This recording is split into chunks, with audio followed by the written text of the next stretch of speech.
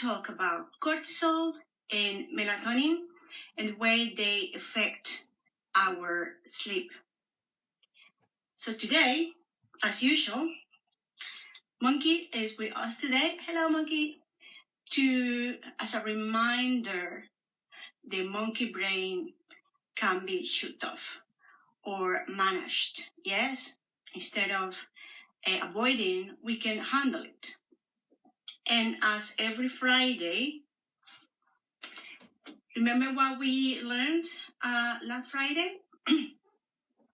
When we were learning about how to deal with overthinking, worries, anxious thoughts. And we're going to do it today. Yes, every day we're going to do it together. There's something here with, okay. If you cannot see me, okay, just let me know so I can put this more. Anyway, I don't know what's happening with, maybe it's too.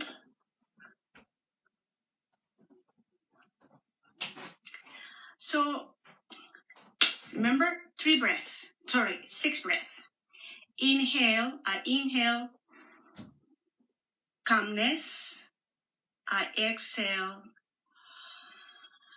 stress. We inhale through the nose. We inhale relaxation, and we exhale any specific problem that you are facing just now. I inhale peace of mind, and I exhale anxiety. I inhale focus. I exhale distraction. I inhale calmness. I exhale stress. I inhale relaxation. I exhale stress. I inhale health. I exhale inflammation. Okay, so today, just let me know, please, if you can see me okay. Yes. So, cortisol and melatonin. They are both hormones. Cortisol is a stress hormone and is basically responsible for good things in the body, and as everything else, my friends, in balance, in correct levels, it does amazing things, because also it helps to deal with inflammation. Inflammation is a sign that something is not doing good in the body, and physical inflammation is when we got a part of the body is swollen. It's because the body is actually fighting any wounds or any infection. So what happens? Cortisol, when we have negative thoughts, and that produces stress, anxiety, depression, the amygdala brain, remember we spoke about the amygdala brain last Friday, which is it's the size of the shape of an almond. That's why it's called amygdala, which is responsible for the fight and flight response, which is a stress response, talked to the hypothalamus and tells the hypothalamus there is a danger, there is a threat. And the hypothalamus said, "Ooh, we need to act quickly. And then the hypothalamus sends the signal. Remember, we are all electric in the body. Sends the signal to the adrenal gland, and the adrenal gland says, "Well, we need to do something. He or she needs to run, needs to fight, so we need to and what happens? So because we also are a chemical factory, so the cortisol hormone, a chemical neurotransmitter, is segregated in the body. So also what produces is increases the heart rate because we need to run, and also increases the glucose in a good level, say in a proportionate level. The cortisol increases the glucose that will also help or repair tissues. Yes, so it's a good thing. I'm just sometimes I'm gonna look at my notes, guys, and then so we'll talk already about the heart rate increases.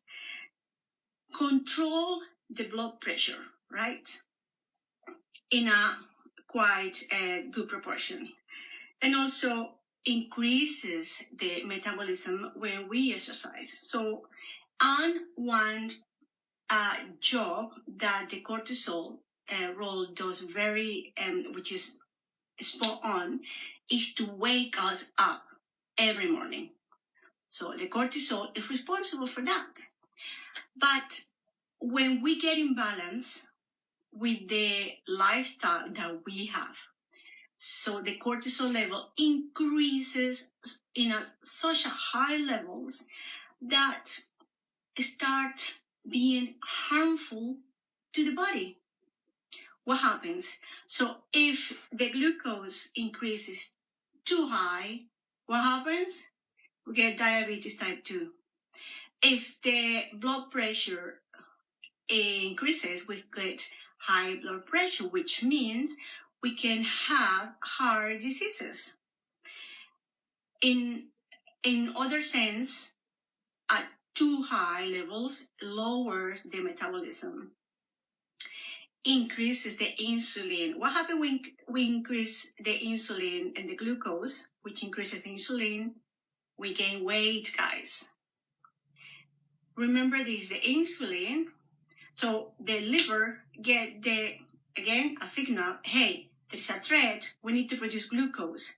But then to produce glucose, too much glucose, the body will, the liver will say, there is a threat, and then start producing fat, because fat is a defense mechanism to a threat.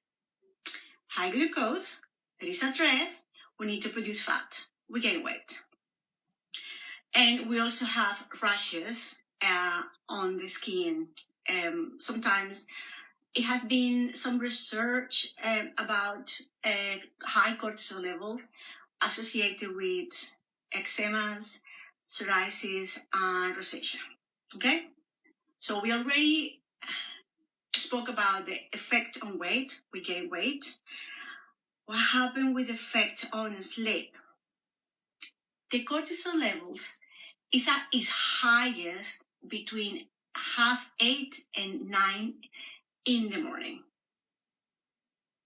And when we are, and it starts lowering down through the day until it has to get lower around 8 p.m., 9 p.m. But when we are constantly worrying, stressed, anxious, the cortisol levels is always high through the day. So what happens? When we want to sleep, we cannot sleep because we are fully awake. Cortisol levels are too high. Even if your body is exhausted physically, you cannot sleep. You cannot fall asleep. So there are, before we get into the melatonin, to finish with the cortisol, we can help to keep the cortisol level when we need to go to sleep near bedtime. So we can have some food can increase the cortisol level, which is high processed meal, high sugar and processed product. I'm going to call them meat, caffeine, and alcohol, which we think alcohol will make us sleepy. It does it. But when the liver metabolizes the alcohol and we only have the sugar left, what happens? High sugar, and we are fully awake. High glucose, again. What lowers the cortisol? Well, it has been proven that a diet high on omega-3 fatty acids will help to decrease the cortisol. Omega-3, salmon, herring, mackerel, they are awesome fishes. And the good thing with the mackerel, sardines too, herring, is that they are very, very small fishes. So they are kind of safe to eat it when it comes to mercury toxicity. Yeah. And if you want to have salmon, I would recommend that the salmon is wild caught. Avoid farmed salmon. And of course, avocados, chia, and flaxseed. So in the sense of, if you want to structure and organize your meal during the days, so if you want to have processed meat and all this food or product that increases cortisol, have them at lunchtime, away from dinner or tea time, I would say here in the UK. Nearest to bedtime, avoid all this type of product, guys. And also turkey is also a good thing to have near bedtime at tea time. And low glycemic whole carbohydrate like sweet potatoes, squash, pumpkin. They are very good to have at dinner. Another thing is, as much as you can, have at least 3 hours between the time when you get your dinner or tea, your last meal, and your bedtime. So make sure that it's not quite heavy type of product or meals that you have near bedtime. Okay, that is one thing. Before we get into the melatonin, so how can we help with the cortisol? As part of beside what I have told you guys, post-sleep routine. This is really, really, really important to do. So we have the circadian rhythm, which I'm going to explain further later on. It's a 24 hours clock that our bodies, every processes in our body, it has the time where it happens. Yeah. So when you wake up, give yourself at least 90 minutes. I mean, an hour and a half between you open your eyes and when you are full on doing your things. I read an article the other day, and that guy, when I was talking about post-sleep routine, he said that do not wake up the sleeping giant, which is the cortisol. So when we wake up, open their eyes, and the first thing we do, I don't have my phone here with me, but the first thing we do is looking at your phone, looking at your social media. Guys, that will spike the cortisol levels. And what's going to happen? When the cortisol levels are meant to be high, your levels are going to be far too high. So how do you expect to lower that levels throughout the day, it's going to be very difficult. So in those times, when I started doing was a smart alarm, which is very gradually takes me to wake up. I'm still in the process to wake without any alarm, but I'm still in training. This is one thing. Second thing, do your breath work to keep your cortisol levels that woke you up still lower. And Dr. Huberman says what he does first thing in the morning after he gets up is to go for a walk and have daylight. He calls it forward ambulation. And the way this works, he's also an ophthalmologist. So the way this works is when we are walking forward on a daylight, there are neurons in our eyes, and then when we move forward, this ambulation, like images as passing by, that also helps to quiet the amygdala brain. It's amazing, isn't it? So if you go for a 20 minutes walk before you get into, all your job and other things, that's amazing to keep your cortisol levels low, not too high, in those 90 minutes. So we spoke about ambulation, get some breath work, meditation. So if you are not quite there with the meditation, I suggest that the way to disconnect, I started having 5 or 10, I started with 5 minutes in 2015. 5 minutes, I shut everything. And bear in mind, this is before you get into your phone. Yeah. 5 minutes and close your eyes and breathe in and out. You might be a mom who is very busy. So maybe 5 minutes will work for you to disconnect before getting everybody ready to school, or getting your baby or your toddler ready in the morning. Sometimes, most of the time, they are out before us. I understand that. Get your shower, get your breakfast. If you have breakfast, a lot of time, I do intermittent fasting, and I don't take my coffee until around 10 a.m., which is also as Dr. Huberman does. He does it because he doesn't want to get into an afternoon clash. When you come like at 2 p.m., we are already tired. So this is cortisol. And the other thing to keep cortisol level down is when you start feeling your heart rate, guys, pumping and very fast. This is a sign that your cortisol levels are too high. That's one thing. That the body. Let's go into the melatonin. So melatonin is the sleep-inducing hormone, and is produced by the pineal gland.